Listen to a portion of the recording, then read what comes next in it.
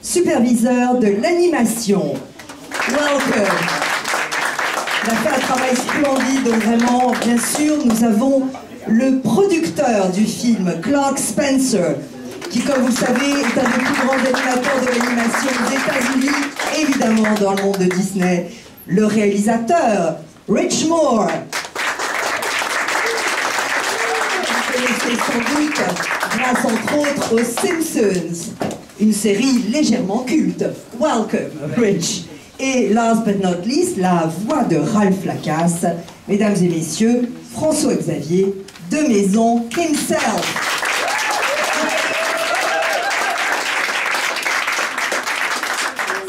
Ah, what a team. Thank you for being with us and congratulations for bringing such a character and such a movie to us.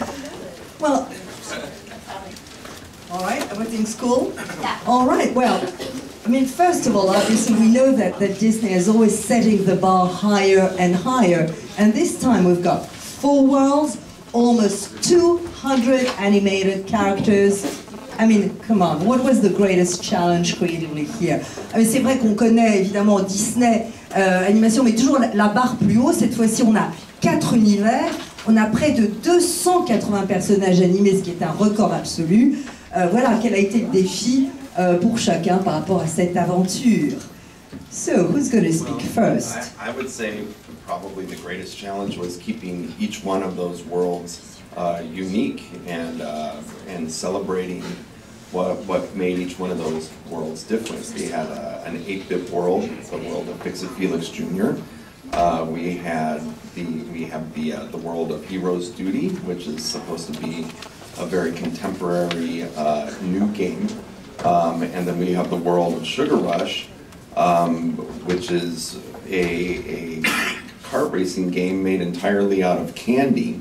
So in animated films, the movies always just kind of naturally begin to coalesce around one idea, you know, and that's how it's supposed to work. It's supposed to kind of become one big place that's believable and revolves around one idea. And here we had 3 different worlds that are supposed to be unique in and of themselves, so that goes a little bit against the grain of how we make these films. So myself and Renato with the animation, we would constantly be reminding the animators that the world of Fix-It Felix Jr., the animation was limited to try and evoke the old 8-bit animation. These are the greatest animators in the world, you know, that we're working with, and to tell them to do something that's kind of rudimentary and simple, you know, goes against everything that they've learned. But I would reassure them, well, you'll be able to do that in Hero's Duty. You know, it's not the whole movie that's going to be this way, it's just this one world. Alors, may I translate first? Alors, évidemment, le réalisateur dit ici que le défi principal, c'est vraiment de garder pour chacun de ces univers une identité qui leur soit propre et que chacun de ces mondes célèbre à sa façon un univers précis. Alors bien sûr, le monde de Fix-It Felix, c'est bien sûr, c'est l'animation en 8 bits, alors que Hero's Duty, eh bien, c'est tout à fait un jeu qui est supposé être contemporain, nouveau. Quant à Sugar Rush, évidemment, le jeu de course entièrement construit en bonbons, en sucreries, évidemment, ça c'est quelque chose d'assez unique, parce que normalement, eh bien, le film d'animation, eh bien, tourne en général autour d'une idée majeure, d'un univers simple qui soit crédible. Et là, en quelque sorte, nous sommes allés contre cette idée reçue, puisque nous avons créé 3 mondes. Et avec Renato, eh bien, il était très important de constamment rappeler aux animateurs, qui sont parmi les plus virtuoses en la matière, au contraire par rapport au monde de Félix, et bien sûr de simplifier l'animation, de revenir en quelque sorte aux 8 bits, ce qui évidemment pour des animateurs de ce calibre était au départ très difficile. Donc il fallait leur rappeler qu'il fallait revenir au rudimentaire et au simple, puisque au contraire ils allaient évidemment s'éclater et être de nouveau dans la modernité avec Hero's Duty. Renato, I'm sorry, you were about to say something and to add something to what Rich was saying. Yeah, just what Rich was saying. One of the things that was very challenging for us is just really forgetting what we know, because we animate things that are very kind of well animated, and these characters had to be very limited. For us to just kind of forget about some of our principles was very challenging. And also having to bounce from different styles all the way to production. We had to learn, pretty much 4 different styles of animation, and that was very challenging for the group because you never really get to fully know something before you have to move on to something else. So that added a whole layer of complexity for the group. Alors évidemment, vraiment ce que rajoutait, c'est que Renato disait que ce qui était évidemment le plus difficile finalement, c'est d'oublier pour les animateurs, c'est d'oublier tout ce qu'ils savaient pour justement des personnages dans le monde de Félix qui étaient extrêmement évidemment rudimentaires, limités comme à l'époque, et surtout de garder un équilibre entre les différents styles justement d'animation, entre le 8 bits et puis évidemment l'animation beaucoup plus moderne. Et ça, c'était vraiment le défi majeur pendant tout le processus de production. Maybe Clint, as a producer, you have something else to add. I know you probably have. Well, I'd say the other complexity was certainly getting the license rights to the characters from the other video games, because you go into a project like this, and Rich from the very beginning said he wanted the world to feel authentic. And to be authentic, you needed to have real video game characters from actual games. And so it was always the question, would we be able to actually achieve that? So it was certainly a big challenge for both of us to go in and meet with those companies and pitch them the movie and get them to feel comfortable with the idea that their characters would be lent to us to be in this film. Et oui, évidemment, un des défis aussi majeurs, ça c'est du point de vue de la production, eh bien c'était la complexité d'obtenir évidemment les droits auprès des différentes compagnies pour avoir justement tous ces héros mythiques de jeux vidéo à l'intérieur justement des mondes de Ralph. Donc ils sont allés voir tous les deux, parce que Rich voulait insister sur l'authenticité et le réalisme de son film, donc ils sont tous les deux allés voir différentes évidemment compagnies, différentes, voilà, qui avaient créé ces personnages pour dire, écoutez, confiez-nous vos personnages, nous ne les trahirons pas, mais nous les voulons. Voilà. Alors là je crois que ça a posé un peu la question. Je vois qu'il y a tout... Mais pour que François-Xavier ne se sente pas quand même trop délaissé, François-Xavier, vous avez quand même été le premier Français, et ça je ne sais pas si vous le savez, invité par les studios d'animation Disney à aller là-bas, regarder ce qui se passait, rencontrer, vous allez sûrement en parler, un acteur lui aussi mythique. C'est quand même le premier Français à avoir été invité par... I was saying that he doesn't feel too much left out, but then he has big hands and a bit, strength. But that he was the first, actually, French voice, so to speak, actor that Disney Animation Studios ever invited, so that he could see the process, the backstage, and meet an American colleague, so to speak. Alors François-Xavier, peut-être que ça, vous pouvez en parler de cette expérience qui est très unique. Oui, ça a été extraordinaire. J'ai eu la chance de rencontrer le créateur de la voix de Ralph, John C. Reilly, avec qui on a eu une rencontre très très sympa, parce que d'abord il est très très drôle, et puis on a parlé du rôle. Et ce qui est drôle, c'est de voir que pour parler de la voix, il a commencé par me parler du physique. Voilà. Et il me disait comment, même en séance d'enregistrement, il était très physique dans sa manière de jouer, et ça m'a aidé pendant l'enregistrement. Et voilà, il me disait que le personnage qui lui avait inspiré en fait Ralph dans sa composition, c'était son oncle qui était joueur de football américain irlandais, et qui était un gros type comme ça, qui bougeait comme ça, qui avait une espèce de... Voilà, c'était très drôle de... C'était très drôle de le voir aborder ce sujet. Et puis j'ai surtout fait un voyage extraordinaire dans les studios d'animation, où là il y a vraiment quelque chose d'extraordinaire, on a l'impression que les idées, la créativité sont au milieu de tout, quoi. Il y a vraiment le culte de l'idée. C'est-à-dire que celui qui a une bonne idée a les moyens de le mettre à exécution, quoi. C'est une grosse machine, mais chacun a quand même son petit atelier. Et voilà, c'est l'alliance de beaucoup de petits ateliers en fait. Et puis Los Angeles est une ville très très agréable. Je ne vous le cache pas, et j'ai été très bien reçu. Voilà. You were saying, what a bad reception he got with you guys. I mean, it was a terrible experience for him. Alors, question. Oui? Je voudrais demander à M. Richaud, quelle différence de travail entre l'ambiance Simpson et l'ambiance Disney? Well, obviously, this is a question for you, Rach. I mean, how different is the working experience from, let's say, The Simpsons to the Disney worlds? Obviously the process of making TV shows is different from making a movie. The production schedule on television is much faster, and we're telling stories much quicker. We made this movie over the course of 3.5 years, and in that 3.5 years we're working on the same 90 minutes, and in 3.5 years in television you would be making, I would say, up to maybe 50 hours, of a show, So to be able to concentrate on one group of 90 minutes, and really make it the best it can be, is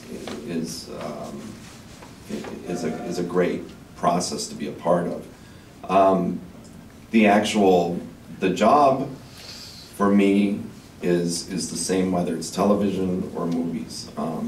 That I'm someone who loves telling stories with characters that you love and care about in a world that you believe in, that the audience can invest themselves in.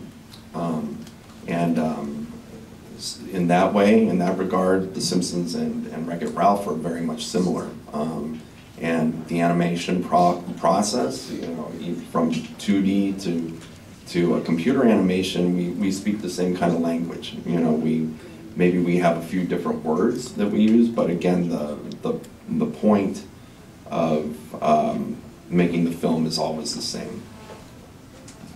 Alors voilà, bien sûr, le processus est différent à la télévision, surtout, je dirais, en termes finalement de vitesse, puisque finalement, à la télévision, eh bien, ce film, par exemple, Les Mondes de Ralph, eh bien, ça a été pour moi 3 ans et demi de travail, en me concentrant sur 90 minutes, alors que vous imaginez bien qu'à la télévision, en 3 ans et demi, eh bien, je dirais qu'on aurait à peu près réalisé 50 heures de séries télévisées. Donc vous voyez que c'est une différence énorme. Là, la différence vraiment pour moi, ça a été de me concentrer justement sur le film et d'intégrer tout ce processus et ce travail en équipe et d'animation. Mais le travail en lui-même de réalisation est le même que je travaille sur une série télévisée ou au cinéma. Ce qui m'importe toujours, que ce soit vraiment sur petit et grand écran, c'est de raconter des histoires avec des personnages attachants et un monde crédible, où le public justement puisse totalement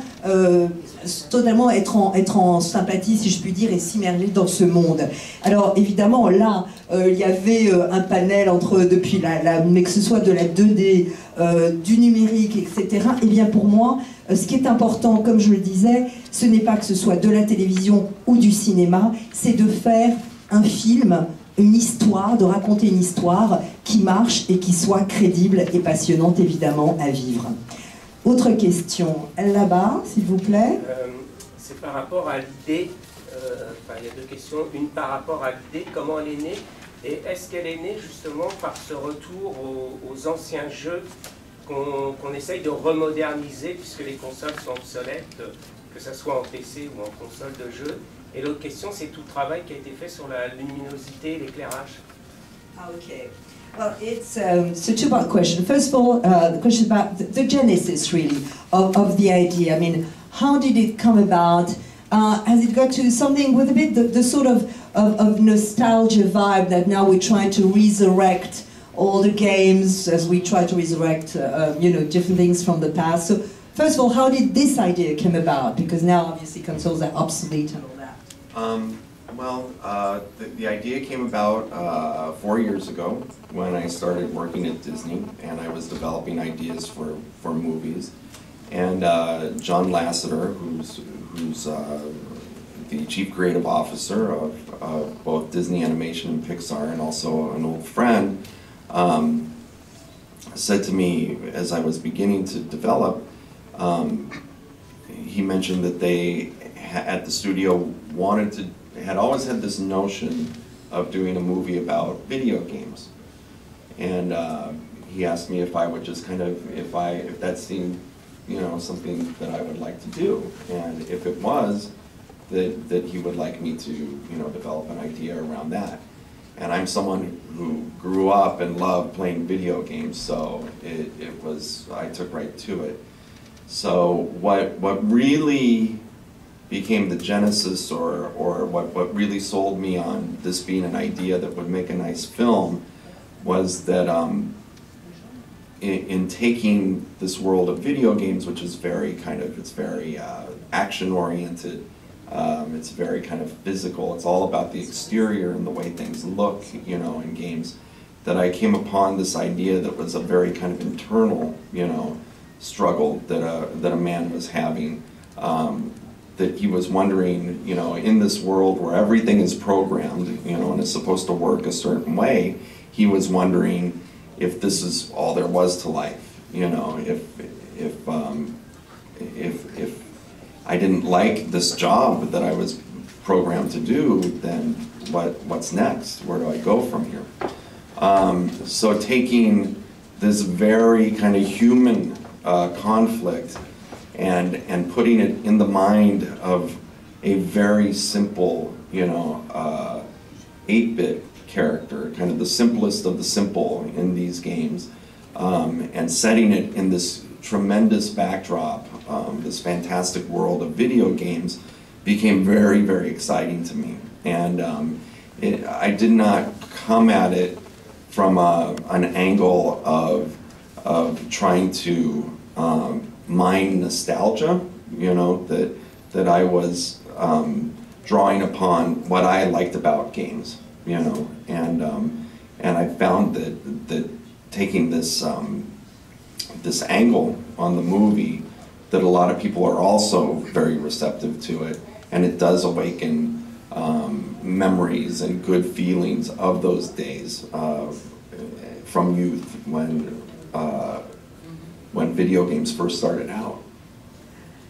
Alors c'est vrai que l'idée en fait est née il y a à peu près 4 ans, quand j'ai commencé à travailler pour Disney, et je développais évidemment des idées. John Lasseter, que l'on connaît tous évidemment, qui est à la fois, disons, supervise l'animation, à la fois des studios Disney, de Pixar, et puis qui est aussi un vieil ami, est venu, m'a dit que ça faisait un moment que l'idée de faire un film d'animation sur les jeux vidéo était là, mais il n'avait pas vraiment un angle encore. Et Ridge, enfin, a été très séduit parce que l'idée, finalement, qui lui plaisait dans ce concept proposé, évidemment, par John, eh bien, c'était que, bien sûr, il y avait le monde des video games que nous connaissons tous, un monde aujourd'hui plutôt physique, tourné vers l'action.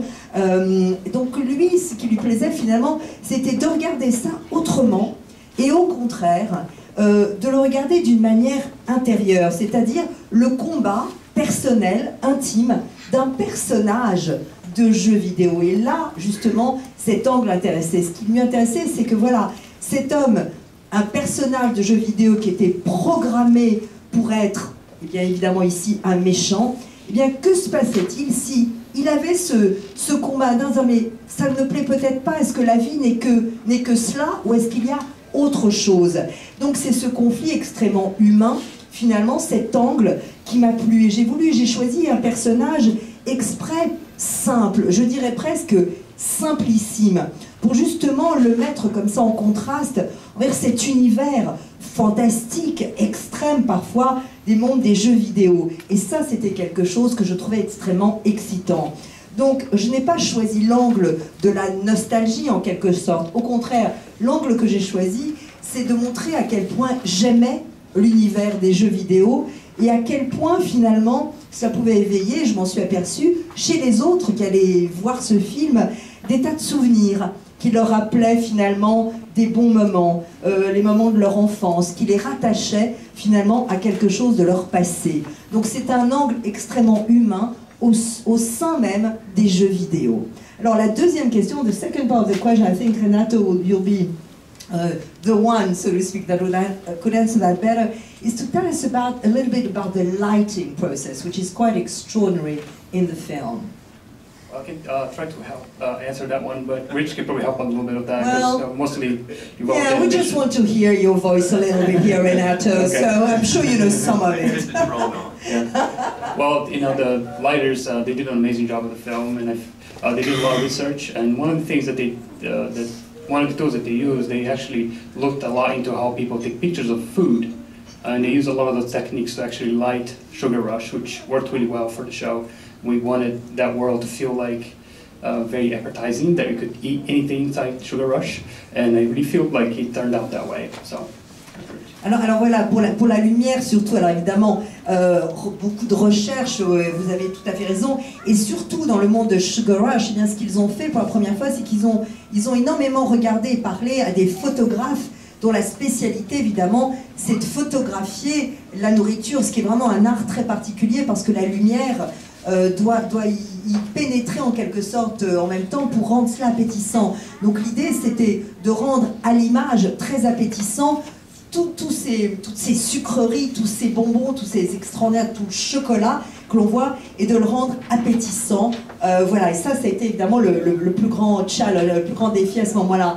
Anything to add about the lighting? I mean, that you thought was rich, if you want, that's the time. Now?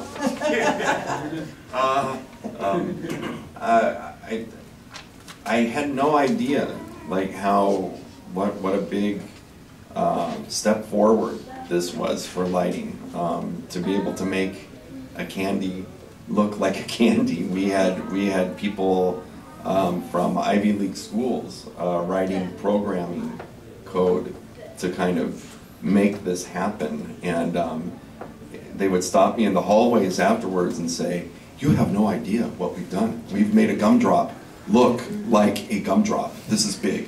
This is really, really big." So I feel like we've really cracked some, amazing lighting, things in this movie.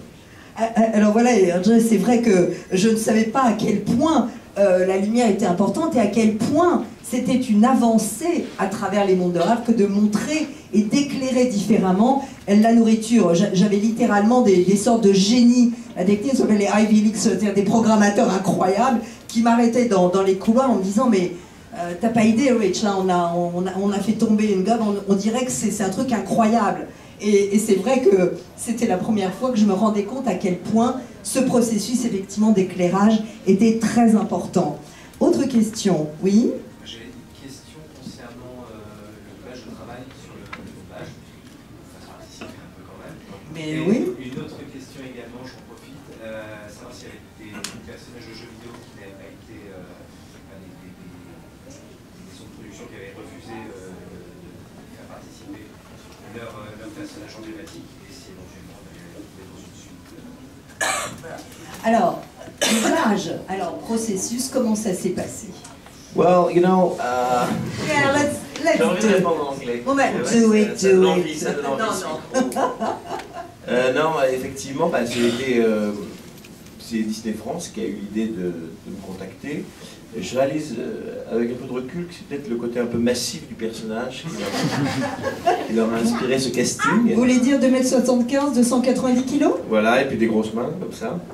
Non, mais c'est vrai que j'ai passé des essais qui ont été concluants, et je suis rentré dans ce... donc il y a eu ce voyage à Los Angeles qui a été très instructif, et puis on est rentré pendant 4 jours à la découverte du film, du personnage, et je dirais que c'est un exercice qui est assez extraordinaire pour un acteur en fait, parce que faut jamais être dans la caricature ou dans le cartoonesque entre guillemets. Sinon ça donne quelque chose de très extérieur. Je crois qu'il faut être le plus sincère possible, et donc ce personnage il faut lui donner chair comme on le fait avec un personnage au cinéma. Il y a vraiment quelque chose de c'est un exercice qui est assez fatigant parce que c'est beaucoup d'intention en très peu de temps. C'est-à-dire qu'au cinéma, on va jouer une scène pendant une journée. Là, c'est 10 scènes importantes par jour. Donc il faut vraiment être... Il y a des variations qui sont très très fortes. Donc je dirais que c'est même en tant qu'acteur un exercice qui est très formateur. J'ai pris beaucoup de plaisir à le faire. C'est vrai qu'on sort de là rincé, vraiment littéralement. On a l'impression d'avoir donné une petite partie de soi-même à ce personnage, de lui avoir donné un peu de sa chair. Je n'irai pas jusqu'à dire un peu de son âme, mais voilà, il y a un peu de ça. Et j'ai adoré faire ça. Et le personnage m'a beaucoup touché. Moi, je trouve qu'il est extrêmement attachant. Et il est original et attachant, et j'ai trouvé que c'était vraiment il avait un joli parcours dans le film. C'est vraiment un personnage extrêmement, oui, qui évolue beaucoup pendant le film, qui a vraiment un parcours initiatique assez fort, et je trouvais que c'était très, très intéressant à défendre. Et vous êtes inspiré de J.C. Riley ou pas du tout? Je dirais qu'une fois que... Forcément, c'est lui qui a été le pionnier, c'est lui qui a défriché le terrain, c'est lui qui a créé le personnage en amont. Mais le travail qu'il a fait, que j'ai fait, est un travail différent parce que lui, il a enregistré la voix avant l'animation. Moi, je l'ai fait après. Et je l'ai fait en fonction d'un certain nombre de guidelines, de périmètres qu'il avait posés. Donc, mais au sein de ça, il fallait trouver quand même sa liberté d'artiste, sa marge de manœuvre, et puis aussi, surtout, faire une version française qui parle à l'humour français, qui parle aussi voilà. Donc il y a tout ça, c'est toutes ces contraintes qui font quand même on réussit à trouver sa petite liberté et à s'exprimer, je dirais, en tant que voilà, qu'artiste, qu'acteur.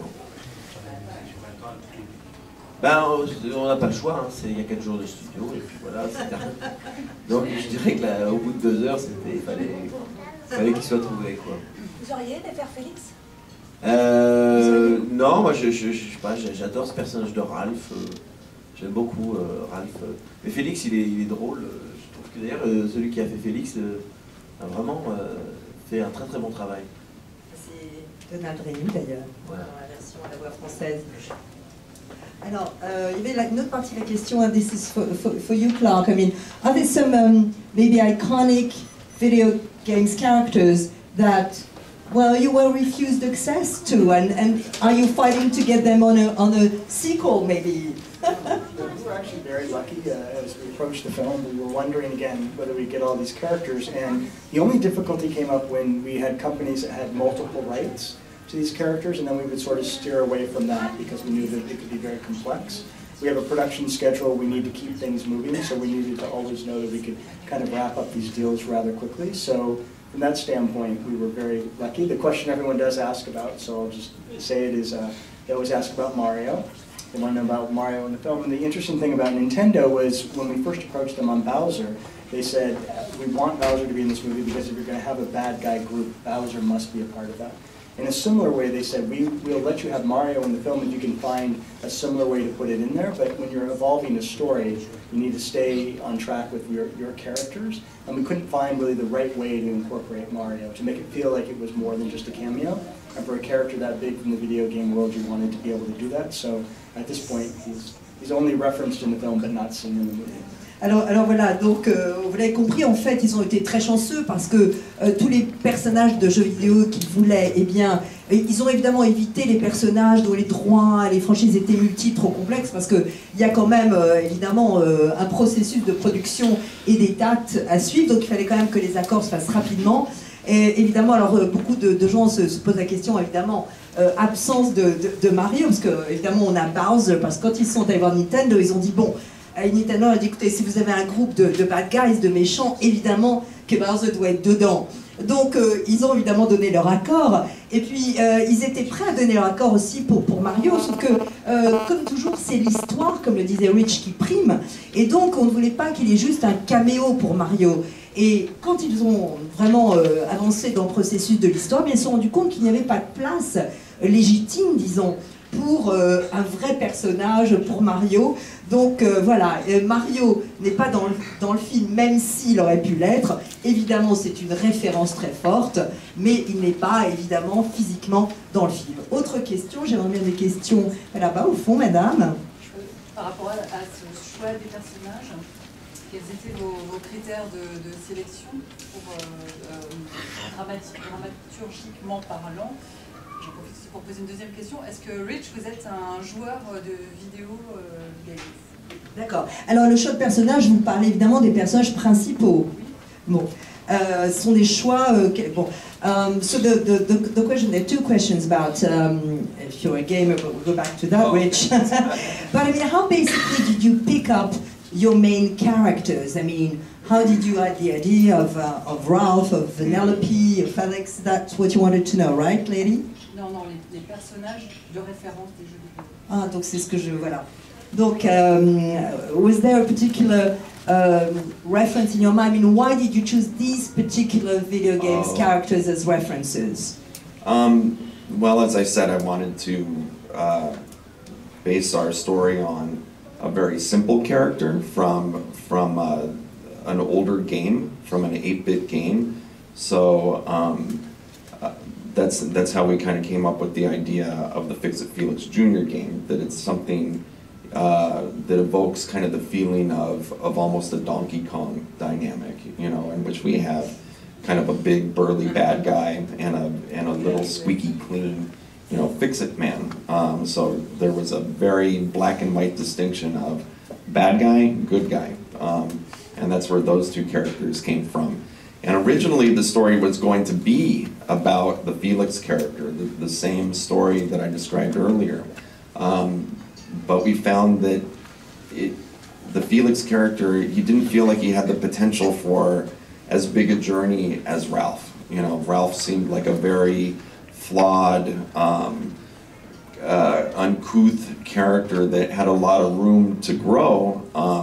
So that's how he became the main character of the story. Once we realized that Felix really, there wasn't a lot to get out of him taking this journey.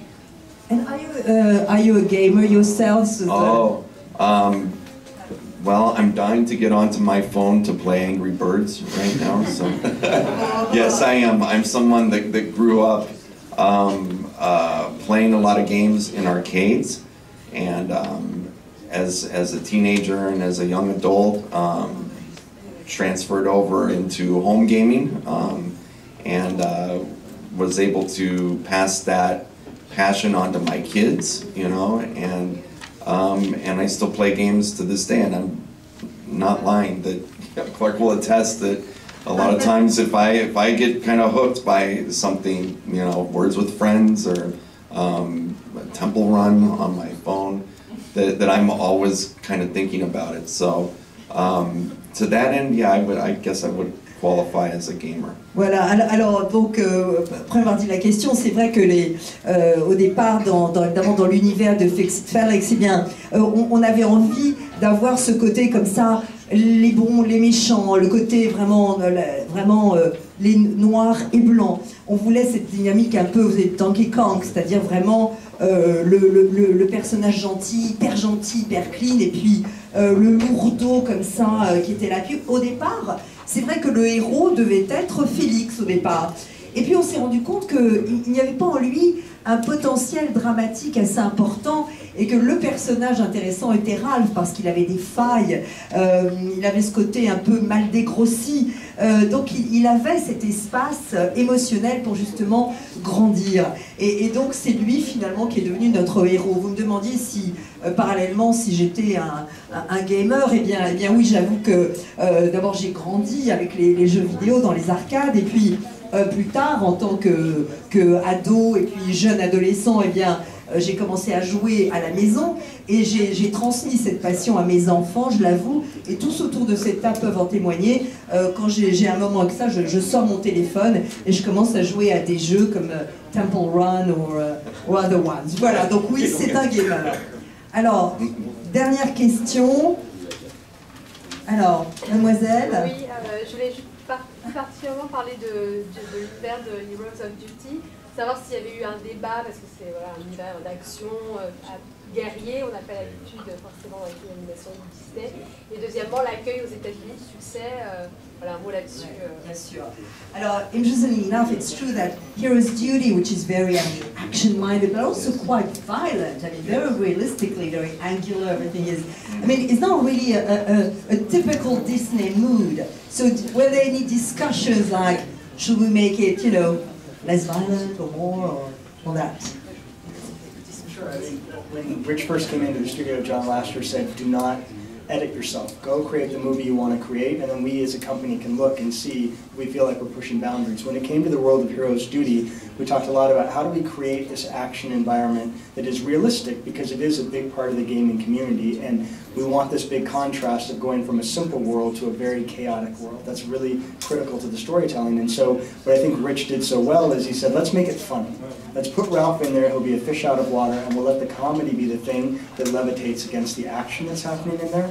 And then let's create a world that's sci-fi, and a world that has mechanical bugs, not realistic animals or real creatures that exist in the world today, as a way to try and offset all those pieces. So it was certainly something that we had to work around and think about, but we also wanted to make sure we celebrate that part of the gaming genre that's out there. Alors voilà, c'est vrai que on en a discuté parce que ce que tout de suite John a dit à Rich, il dit écoute, fais vraiment ton film, ne te censure pas, vas-y. Et nous ensuite, on regardera, on décidera ensemble. Et vraiment ce qui est important, c'est de garder le réalisme des jeux aujourd'hui, bien sûr, des jeux guerriers, des jeux d'action, parce que c'est évidemment une part importante des jeux vidéo d'aujourd'hui, de la communauté des gamers. Alors c'était très important de montrer le contraste entre le monde très simple, évidemment, de Fix It Felix, et puis le monde chaotique, évidemment, de Heroes Duty. C'était très important de montrer ce passage. Et l'idée de Rich, justement, ça a été, on s'est dit, mais comment faire cette transition pour que ça marche dans le monde de Disney? Eh bien, on l'a fait par l'humour. C'est-à-dire que, voilà, le gros Ralph qui arrive comme ça, il arrive dans un monde qui est complètement dingue, c'est-à-dire qu'il est un monde de science-fiction. C'est-à-dire que les bugs, eh bien, évidemment, ce sont des bugs évidemment mécaniques, robotisés, mais on est dans le monde de la science-fiction. Donc on a vraiment voulu célébrer, en quelque sorte, le monde des gamers, des jeux d'action, et en même temps, c'était vraiment crucial pour le public qui allait voir notre film, de comprendre qu'il y avait ce passage, cette transition avec humour, dans le monde chaotique de, évidemment, Heroes Duties. Alors, voilà, je crois... Ah oui, évidemment, second part of the question, I mean, the film is really a huge box office success in the States. One word about it before we leave you guys, because it's really, I mean, quite amazing. I believe it's even an event in the world of Disney Animation Studios. Well, I would say we work on these films in a bubble almost. You know, we're inside a studio. It's a group of us making these movies, and we fall in love, you know, with the characters, with the story, with the worlds, and with the people, you know, working on the movie. To the point where I know as a filmmaker myself that I will stop and ask myself, is this as good as I think? You know, am I crazy? You know, have I just kind of fallen so in love with this project that I've become myopic, you know? So for the movie to come out, you know, regardless of the box office, the money, you know, the dollar amounts that they attach to it, to know that the audience, the world, is falling in love with these characters and accepting them into their hearts, it's something akin to releasing your child into the world, and hoping, you know, that it's met with open arms. And so it's very special to me when you say, how does that feel? You know, it's your first, yeah, that it feels like we weren't crazy, you know, that we had something nice, you know, and the world has embraced it like we have. Alors voilà, c'est vrai qu'ils avaient l'impression pendant finalement ces années de travailler comme dans une bulle, un groupe avec des personnages, des mondes et puis une équipe avec, finalement ils étaient tombés amoureux en quelque sorte. Ils se demandaient pendant ces années finalement, mais est-ce que ce film est aussi bien qu'on le croit tous, quoi? Parce que finalement, ils se demandaient, voilà, est-ce que je ne suis pas si amoureux de ce projet que j'en devienne myope? Et il dit, voilà, parce qu'on ne pense pas évidemment au box-office, on ne pense pas à l'argent. Et ce qui était extraordinaire, c'est de voir à quel point le public américain, mais aussi vraiment le public en général, eh bien, tombe amoureux aussi de ces personnages, qu'il les accueille de façon tout à fait émotionnelle, vraiment, et qu'ils comprennent le cœur du film. Et c'est un peu, j'ai envie d'utiliser cette image-là, c'est un peu comme si eh bien, je mettais au monde mon propre enfant et que j'avais un plaisir infini à voir que le monde entier eh bien, lui ouvre les bras. Donc c'est un film très spécial pour moi et je suis en train de penser, voilà, avec tous mes compagnons, eh bien que non, on n'était pas dingue et que oui, c'était un film voilà, qui allait vraiment recueillir un public dans le monde entier. Voilà, alors, juste une dernière, parce qu'il y a juste par rapport à François-Xavier, je crois qu'il y a juste une dernière question, comme ça on termine sur vous et sur vos projets d'avenir peut-être. Last question about François-Xavier, I think there's a question, just one quick word. Une autre question, une dernière question. Ah, ça, ce n'est pas moi qui... En tout cas... Juste une petite. Voilà. Alors, première question, si Disney ou Pixar ont l'occasion de redoubler n'importe quel poisson répertoire, laquelle ce serait? Et 2 mots sur le spectacle qui vient par rapport bah écoutez, en fait, moi j'ai eu un coup de cœur depuis toujours pour le roi du King Louis dans le livre de la jungle, avec cette chanson de Louis Prima. Ooh, wanna be like you, wanna be like you. I'm a VIP. Ça, je peux l'écouter en boucle. L'original est tellement énorme que voilà. Et puis, ben merci de vous intéresser à ma carrière. Par ailleurs, effectivement, j'ai un one-man show qui fait le tour de la France en ce moment, et puis qui s'arrêtera pour les dernières dates parisiennes à la Cigale du 4 au 9 décembre, qui s'appelle De Maison Sévade. Voilà.